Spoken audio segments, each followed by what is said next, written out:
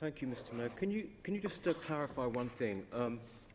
There was a statement put out by the Met in which it said that 900 specialist members of staff are dedicated to hate crime and domestic abuse. But then I read a tweet saying that it was 900 purely for hate crime. Do you know which it is? It's the former.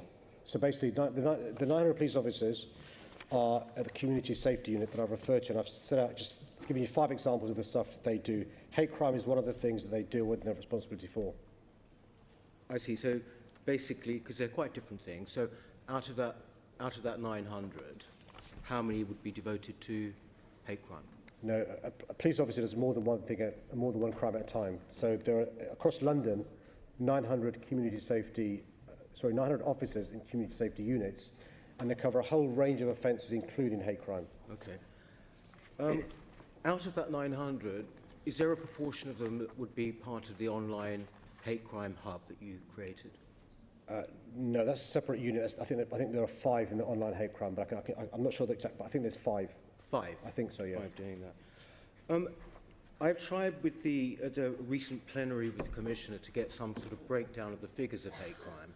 It's proving quite difficult, at least it's taken a long time. Do you have those sort of figures at your disposal that I could have, that basically which describes how much is online, how much is comment, how much is physical attack, what have you? I'm sure we have those figures. It's proving very difficult to get that. Well, can I undertake, Chair, to go away and bring back to the member Whittle? I'm happy to copy in others what the figures are for hate crime. Happy to do that. I see nodding heads, so I'll circulate to the entire Assembly. Okay, thank you. You mentioned a bit earlier, I was interested to hear that you mentioned that it was early days, as you put it, but you were working on misogyny becoming a hate crime. That's not what I said, to be fair, Chair.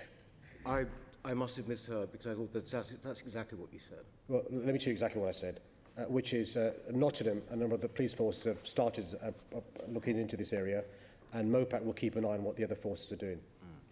Okay. Well, look, given the fact that many of us don't know actually how these figures actually break down, can you not see how many Londoners, actually what the Met describes it as being low-level crime, i.e. burglaries and robberies? I'm sure that for many people those are not low-level crimes. Most of them go on, 9 out of 10 burglaries go undetected. Can you not see how actually this sends out a very dangerous message that somehow or other these things are going to be discarded in favour of crimes which actually require little evidence and are purely on the perception of the supposed victim? Can I answer your question in this way? No, it's Mayor's question time. Well, it's not Assembly Members' question time. Can I ask you to answer my question? Let me answer your question. Right. I'll give you an example of a hate crime.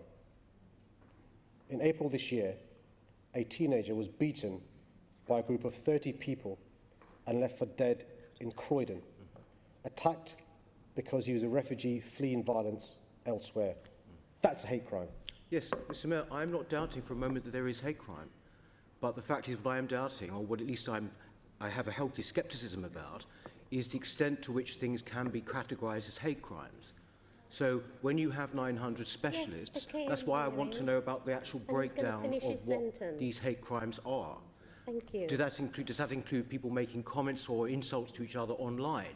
This is very, very important, particularly if you've got 900 specialist people working on it at a time when resources are shockingly cut. I think we've established during the course of this exchange we haven't got the figures that is alluded to by the member doing just hate crime. Okay. I've just allowed that to finish because of the importance of the subject, but you're out of time, Assembly Member Whittle. Out of line. You didn't frankly have the balls to put country before party.